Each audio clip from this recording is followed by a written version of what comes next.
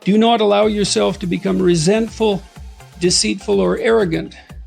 It's kind of the evil triad as far as I've been able to determine. Resentment in particular.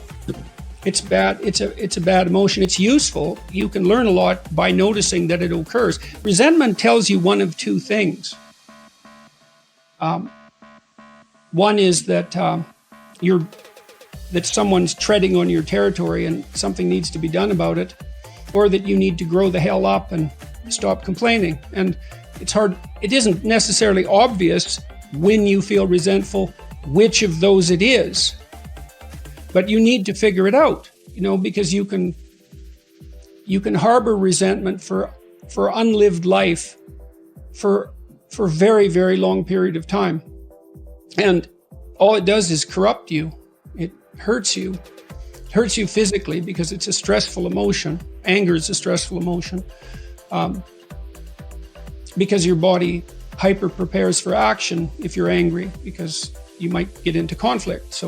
And that's a dangerous situation. And so you burn off a lot of psychophysiological resources in anger. If you're resentful, there's probably something you need to say.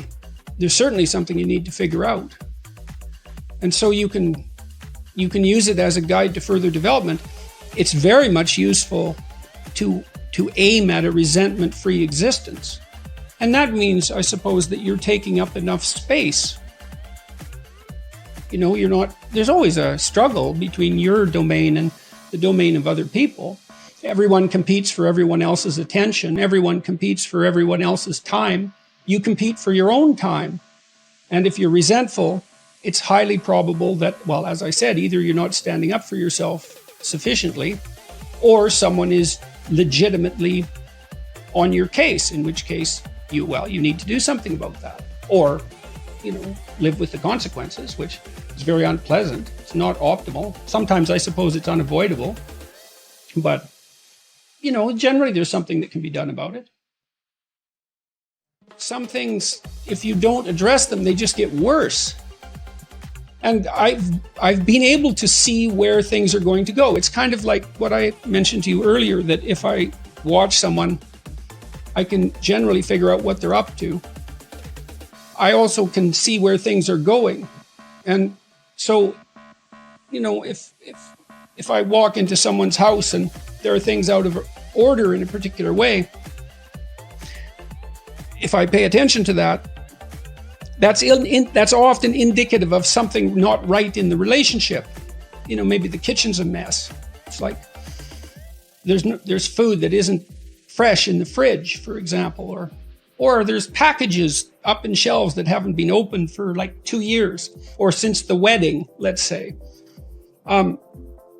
That's too much chaos in the kitchen. Something's wrong. Well, what's wrong? Well, there's something wrong in the domestic relationship there. The bargaining about who does what in the kitchen hasn't been fought through. And so you have to have those fights to put things in order. And if you don't, then you end up with a worse fight in the future. And so the reason that I call things out, as far as I can tell, the positive reason, who knows what the negative reasons are, is because I don't want more conflict. I'd rather have genuine peace, which is very, very, very hard to obtain. People generally obtain peace by sweeping things under the carpet. I have another chapter in this new book called Don't Hide Things in the Fog. And that's what it concentrates on, is pay attention to your negative emotions. Resentment particularly, it's so informative. You find out where you're immature. Well, do you want to? Probably not. Who wants to find out that? Or you'll find out who's oppressing you. And maybe then you can learn to stand up for yourself. You are the center of the world. Past center of the world. It has many centers. And you do partake in this process of casting the potential of the future into the reality of the present and the past. That's what your consciousness does. And the quality of what you produce is dependent on you're on the ethics of your choice. Your choice between good and evil in every moment is what determines the course of the world, and that's on you. It's like, well, that's deeply meaningful, but it's unbelievable. It's ultimate responsibility in the literal sense. And I think that in order for us to set things right, we have to understand that we have to take on that burden of ultimate responsibility as if it's, not only as if it's ours, which it is, but as if there isn't anything better that we could do. And one of the things that I found so gratifying about the lecture tour that I've been doing is that, and why I keep doing it, the live events in particular, because we've done about 100 of them now so far, is that when I explain to the audiences, and this is especially true, seems to be especially true of men, of young men, but not so young even, to say, look, you have an ethical obligation to lift the heaviest load you can possibly conceive of, and that's the primary call to adventure in life.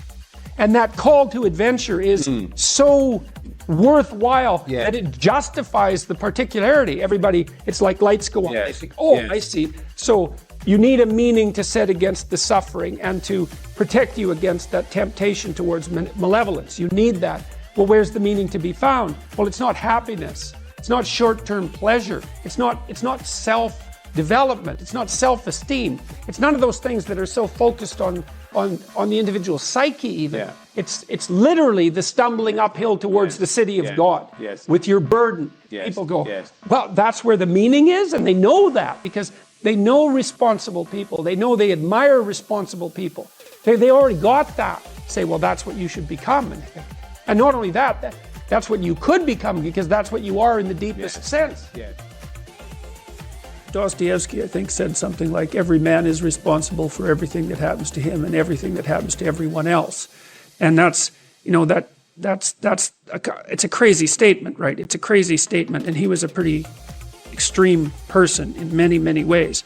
But there's a level at which that's metaphysically true, because what happens is that it's failure to act often that's the most catastrophic. It's to not do the right thing when the situation presents itself. And it's very specific. You're constantly in situations where you could do the right thing if you were willing to take a risk that's actually of relatively moderate size. And you know that you could take the risk, and you know that you should take the risk, and you don't. And that happens to people all the time. And then what happens is the thing that they didn't oppose grows a little bit, and they shrink a little bit. And that starts a loop, hey? And you say, well, how do you take responsibility for the world?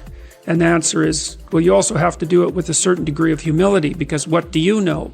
And this is part of the reason that I'm so opposed to the activist culture on college campuses. You don't teach 18-year-olds to go and demonstrate about capitalism, because they don't know anything, and they have problems in their own life that need to be solved that are local.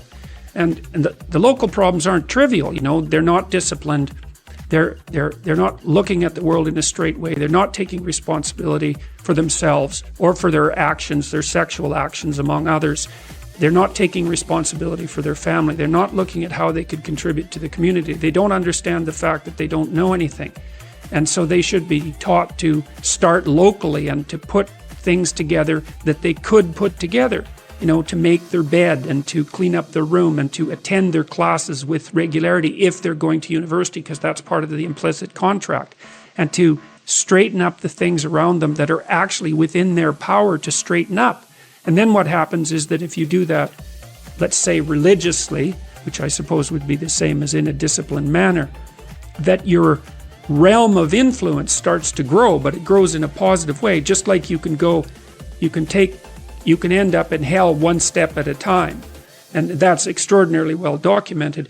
You can end up at the opposite place of that one step at a time, but it's also that same gradual process. You don't get to leap from being a 17-year-old knothead who doesn't know anything and who isn't disciplined to the critic of Judeo-Christian society. You just don't know enough to do that, especially when you can look at your own life and think about how many things that you're doing that you know are wrong, that you could fix, that you aren't fixing. And that's the crucial thing. This mode of thinking isn't asking people to stretch themselves beyond what they're capable of.